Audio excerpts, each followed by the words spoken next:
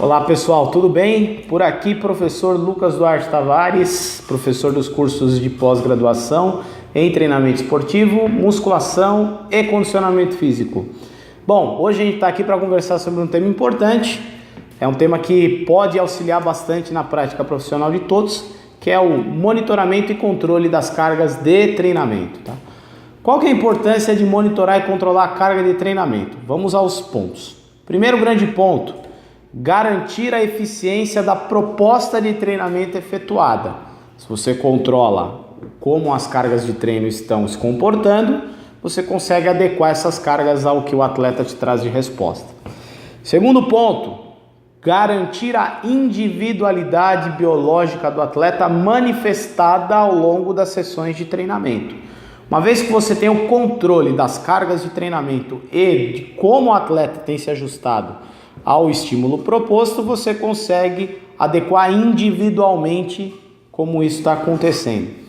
Terceiro ponto, controlar a ocorrência de sintomas de estresse alterados e evitar principalmente situações indesejáveis com a preparação física, como é o caso do estado de overreaching não funcional e, obviamente, isso estendido, evitar a ocorrência do overtraining, de outras situações que possam comprometer um programa de treinamento.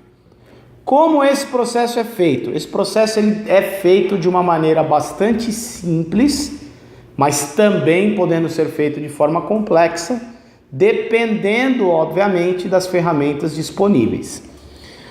Da maneira mais simplista, isso é feito através de recordatórios das sessões de treinamento, o uso de equações preditivas ou de equações de quantificação de tonelagem de treino, de quilometragem de treino, de números de movimentos produzidos, além do uso de ferramentas psicométricas, como é o caso da escala de Borg, como é o caso do questionário Dauda, como é o caso do questionário POMS, que nos permite entender qual o comportamento do estresse, da mesma forma das variáveis associadas ao humor do atleta.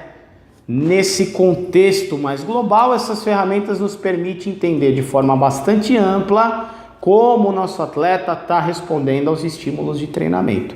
Essas são as técnicas mais simples de se monitorar e de acompanhar as variações das cargas de treinamento. As técnicas mais complexas envolvem basicamente o uso de recursos laboratoriais, coleta de sangue, coleta de saliva, análise de substâncias bioquímicas, metabólicas, hormonais, que permite entender fisiologicamente como o nosso atleta está se comportando em função dos estímulos propostos no treinamento. Um anula o outro ou um inibe a utilização do outro? Em hipótese alguma, O interessante é que nós podemos usufruir de todas as ferramentas dependendo daquilo que nós temos à disposição. Se nós temos à disposição os recursos que são de maior complexidade, de maior custo, ótimo, façamos uso. Eles, conjuntamente com as ferramentas de uso mais simples, como é o caso das escalas e questionários, eles nos permitem ter uma visão mais globalizada, tanto de indicadores fisiológicos quanto de indicadores psicométricos, e um complementaria as informações em relação ao outro. Quando nós não temos a disponibilização de recursos materiais sofisticados, o que fazer? Simplesmente utilizamos as escalas, os questionários e os testes de desempenho para conseguir ter um controle eficiente da variação de carga de treinamento. Por que a condição mais simples já dá conta de monitorar todo o processo de variação das cargas de treino?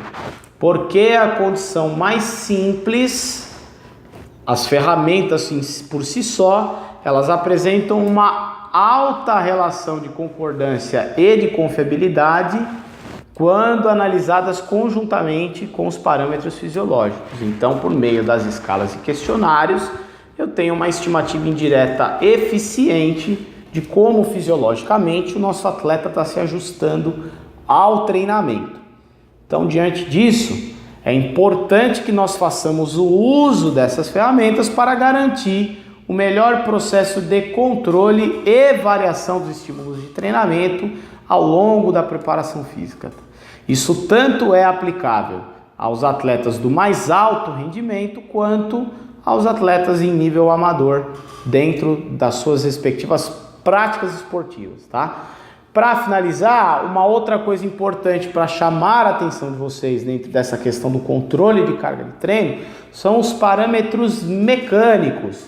Esses parâmetros mecânicos eles podem ser monitorados pelo uso de ferramentas bastante simples, como é o caso de softwares gratuitos, como é o caso do Kinovea, ou até mesmo de aplicativos de smartphone para fazer avaliações. O que é visto nesse monitoramento da parte mais mecânica da coisa? O nível de produção de força, o nível de produção de potência e a eficiência mecânica para se realizar o movimento. Como a gente consegue isso? Medindo desempenho em avaliações de salto verticais, medindo comportamento cinemático e cinético dos movimentos produzidos através de filmagens e o uso dos testes clássicos de força e de potência. Essas questões associadas aos parâmetros que eu apontei anteriormente garantem a nós um bom monitoramento, um bom controle das cargas de treinamento, tá? E para maiores informações a respeito dessa temática, a respeito desse conteúdo, venha nos procurar nos cursos de pós-graduação em treinamento esportivo, musculação e condicionamento físico aqui na FMU. E um grande abraço a todos vocês.